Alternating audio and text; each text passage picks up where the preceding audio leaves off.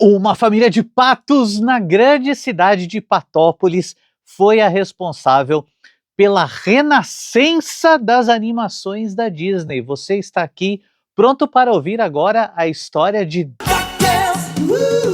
E você que, assim como eu, viveu os anos 80 e 90, lembra muito bem daquela imagem do tio Patinhas pulando no monte de moeda e nadando no seu caixa-forte como se fosse água. E não, é sólido, ele se quebraria todo. Mas mesmo assim você gostava do desenho. Então anda com o tio Ed e vamos ouvir essa história. Pensa que a gente está no final dos anos 80 e começo dos anos 90 no mundo, e a Disney não é a mesma Disney que é hoje.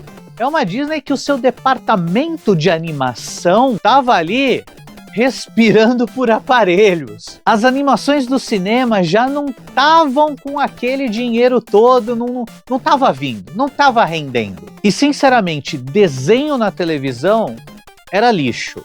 Não lixo pra gente, mas pros executivos era. A gente ainda estava vivendo aquela fase da Hanna-Barbera, que eram todos aqueles bonecos estáticos com rotoscopia e tudo mais, ou He-Man e o Thundercats, que eram até coisinhas boas. Eu gostava muito, mas assim, ainda não eram uma, nossa, que animação de qualidade. Então esse era o cenário, uma Disney que era a Disney, que tinha filmes de longa-metragem, quadrinhos, parques, mas na TV não estava muito bem localizada porque a TV não era digna da Disney.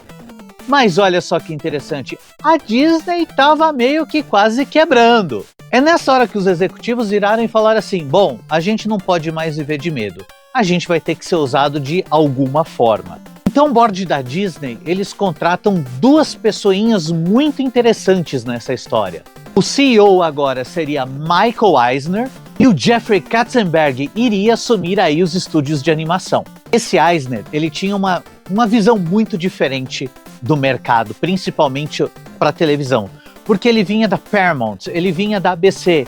Então ele sabia que, apesar dos desenhos que passavam na TV não serem considerados produtos de qualidade, aquele negócio dava dinheiro. Então a história era, o cara tava chegando lá e falando assim: galera, sério mesmo que tá todo mundo fazendo um dinheirão com isso daqui e a Disney, que é a Disney, não tá participando. É isso, sério mesmo.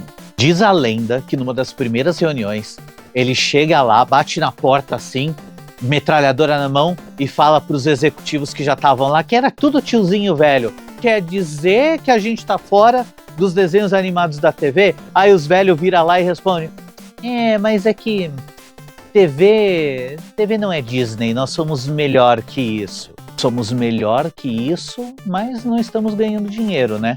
Aí ele pega um cara da divisão de licenciamento, o Gary Criswell, e fala: Manolo, vem cá.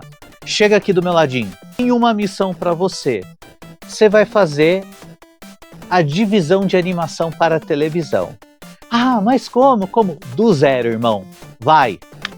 Toca. Meteu para ele missão fácil. Você só não pode estragar a imagem da marca. E olha só que interessante. Era o que todo mundo ali tinha medo. Estragar a imagem da marca com desenhos que iam passar no sábado de manhã na televisão, junto com todos aqueles outros desenhos que todo mundo considerava que não tinham qualidade. Então vocês estão entendendo qual que era o tamanho do desafio? Ele ia ter que fazer desenho, que ia passar todo final de semana, então uma produção rápida e corrida, mas ainda assim tinha que ter cara de desenho cinematográfico, longa-metragem, que leva muito tempo para fazer 90 minutos de desenho.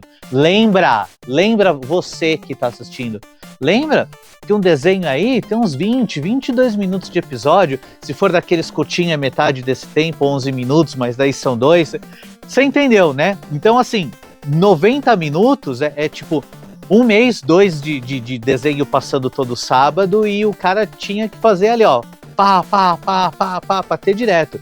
São 52 desenhos de 22 minutos todo ano. Estamos falando de 1985 já. E para pensar, quando você tem uma missão dessa, você não vai all in numa tacada só, você não vai dar conta. E foi isso que esse cara chegou à conclusão. Eu vou ter que fazer um teste antes. E o que foi esse teste? Ursinhos Gummy. Eu acho que esse é um desenho que hoje ele não é tão lembrado assim, mas quem tá ali nos seus 40 e poucos anos lembra deles. Eram uns ursinhos que... sei lá, cara, era tipo uns ursinhos carinhosos que não eram uns ursinhos carinhosos. Eram os ursinhos da Disney. E era um desenho assim, bobinho, divertidinho e tudo mais, mas ele tinha uma sacada. Era pra ser curtinho, era pra ser pouca coisa, e o segredo foi, eles colocaram um pouco mais de dinheiro na produção do que se alocava normalmente para fazer um desenho de sábado de manhã nos Estados Unidos. E deu certo, funcionou, teve o retorno. Mas aí é nessa hora que eles entenderam que se fosse para esse negócio dar certo, não ia ser só com os desenhos de sábado de manhã, que ia ter aí um de vez em quando. A palavra do dia naquele momento era syndication. Syndication é o formato que a gente está mais acostumado aqui no Brasil, que é o desenho diário. Todo dia um episódio novo. Quem é de novo dos 40 anos, que nem eu, via no Bozo, na Mara, no show da Xuxa, na Angélica, não sei onde se assistia. Mas assim, quando você tem os desenhos todo dia, e aqui no Brasil a gente tinha esses desenhos todo dia de manhã, até a TV Globinho, antes da Ana Maria Braga entrar, lá nos Estados Unidos isso daí acontecia à tarde. Então era de segunda a sexta à tarde, daí o premium mesmo acontecia no sábado de manhã. Esse é o formato do syndication, sindicalização, que é todo dia ter um episódio novo. Só que para esse formato funcionar, você não pode ter assim, eu tenho alguns poucos episódios aqui. Então meio que a regra do syndication é, a partir do momento que você tem 100 episódios de uma coisa, você consegue fazer a transmissão diária em syndication. Meio que mais ou menos que um pouco, que não muito, 100 episódios garantem um semestre de segunda a sexta. Pro caso da Disney, se eles tivessem uns 60, 65 episódios, já estava bom para começar. Então, para você ter esse tanto de episódios, esse tanto de histórias, dá trabalho, inclusive, roteirizar tudo isso. A sorte é que a Disney era a Disney. E como eu disse já para vocês, a Disney fazia várias coisas, inclusive revista em quadrinho. E o que era uma revista em quadrinho interessante da Disney na época? O Patoverso, o universo dos patos. Tio Patinhas, o Pato Donald, o Guinho, Zezinho, Luizinho, Maga Patológica, toda essa galera. Eles tinham todo um patoverso na cidade de Patópolis, acontecendo ali nas bancas de jornais, nos quadrinhos que eles vendiam. A gente teve esses quadrinhos aqui no Brasil. E eram histórias de qualidade, porque assim, quem fazia meio que, quem que bolou esse patoverso era o Carl Barks, que é quem fez tudo isso daí. E assim, ele tinha histórias boas, ele tinha histórias sobre aventura, sobre buscas de tesouro e tudo mais. Tanto que era uma qualidade tal que o Steven Spielberg e o George Lucas admitiram já que assim, não, a gente se inspirou nessas histórias também.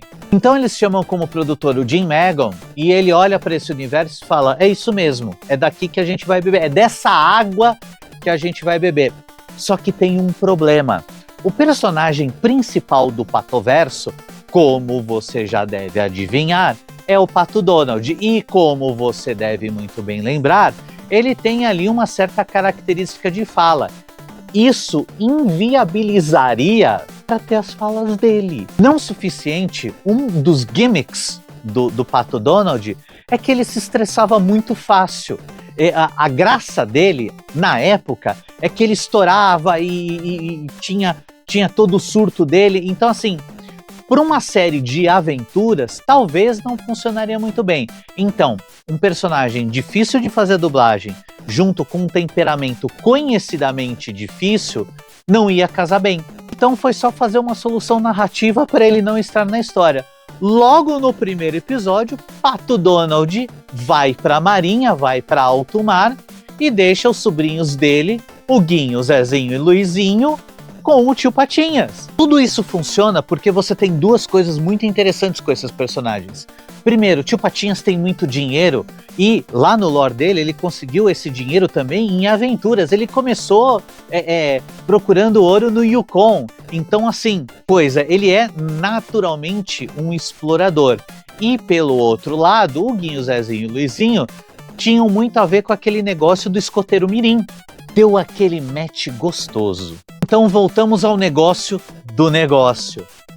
Fazer 3 episódios para ter uma temporada, tudo bem, funciona. Mas eles queriam fazer essa estratégia agressiva do syndication. E nenhuma emissora, porque para pensar, aquele esquema de afiliada, né? Ela compra pro horário dela e é isso, não é para a rede toda necessariamente, né? Então o que acontece? Nenhuma emissora ia falar, não, tá de boa, vamos fazer esse syndication com esses seus 3 episódios aí e eu vou acreditando que vai chegar mais. Não acontece, eles iam ter que produzir mais episódios mais rápido. Para esse caso, não existe esse, vamos fazer um piloto, se não der certo, termina aí uns episódios, se der certo a gente continua. Tinha que ter o pacote todo pronto. A solução veio literalmente do outro lado do mundo, lá no Japão, quando eles entram em contato com a TMS, ou, em bom japonês, Tokyo Movie Shinsha. A gente está falando de uma galera que algum tempo depois faria o filme do Akira. Só que para esse tipo de empreitada, a TMS, ela era cara demais, meus amigos. Sim, era uma qualidade muito boa, mas qualidade custa, né? De 3 você escolhe 2. Bom, rápido, barato.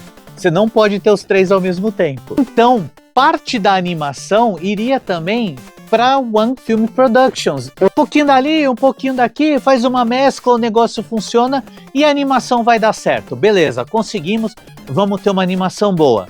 O problema agora, meus amigos, era assim, tá, e se a gente fizer os episódios? A gente bota lá para passar na TV, passa 1 minuto ainda pro negócio começar a engrenar e a molecada vai e troca de canal. E aí, como que a gente fica? Para isso dar certo, o seu desenho tem que ter uma abertura muito boa.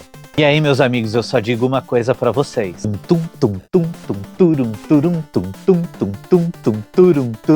Claro que aqui no Brasil a gente tá acostumado com aí vem o furacão, vem emoção. Mas lá no original era I feels like a hurricane here in Duckburg, Patópolis. Mark Miller compôs essa música lá nos Estados Unidos, 18 de setembro de 1987 nos Estados Unidos. Foi o dia que esses 20 milhões de dólares de investimento, e é 20 milhões de dólares daquela época, foi ali para ser julgado pelo pior juiz possível que pode existir para um desenho, a própria criançada. E assim, embora a animação da época dos outros desenhos não fosse grande coisa, a gente estava num momento muito bom, porque a gente tinha Transformers, G.I. Joe, He-Man, por aí vai. Agora o resultado você já sabe, deu certo. Tanto que veio pro Brasil e a gente assistiu. E aí começa uma outra novela, porque você lembra que eu falei que esses desenhos eles eram vendidos em syndication para as TVs locais? Legal, só que elas começaram a se afiliar a uma rede nova, a Fox. E aí a Disney vendo que tá todo mundo se afiliando a essa Fox aí porque o negócio funciona, ela começa a botar umas regras mais para ela ali, para ser vantagem para Disney, nessas regras do syndication. E a Fox vendo tudo isso acontecer, começa a se coçar e falar, não, mano, isso não vai dar certo, vai dar ruim, porque a gente acabou de virar aqui uma network e de repente agora a gente tá na mão da Disney. Eu acho legal todo esse foreshadowing acontecendo na década de 80. Isso resultou, e isso é uma história para um outro momento, na criação de um bloco chamado Fox Kids dentro da Fox. Mas essa história fica para outro vídeo. Se você quiser ver, pede aqui. O que importa é que essa jogada da Disney deu certo, ela funcionou e ela deu origem depois a outros desenhos. Tico e Teco, Tailspin e o meu favorito, Darkwing Duck. Um troço que deu tão certo que a Warner começou a fazer desenho nessa qualidade. E não duvido muito se Batman The Animated Series existe por causa disso. Isso sem falar de Tiny Toons, Animaniacs e também um dos meus favoritos, o Freakazoid. Então toda aquela era de ouro dos desenhos da TV dos anos 90 começou porque a Disney foi numa daquelas que estava quase indo de arrasta. O mercado de desenho animado só cresceu mais. Isso também ajudou na renascença da Disney para os longa-metragens. E o resto é isso. Muito obrigado por ter assistido até agora. Eu fui Ed Antonini. Eu espero que você tenha gostado dessa praticamente uma apresentação de trabalho da faculdade, mas eu acho que você gostou. Se você gostou ou não, deixa aí o seu like ou o outro botão parece funcionar também. Me comenta aqui também o que você achou. Me diz qual série, qual jogo, qual filme, qual qualquer coisa que você quer também saber aí um pouquinho da história, que é curiosidades, que eu coloco aqui e faço um vídeo gostosinho. Curte, se inscreve, compartilha. Eu fui o Tio Ed e até a próxima.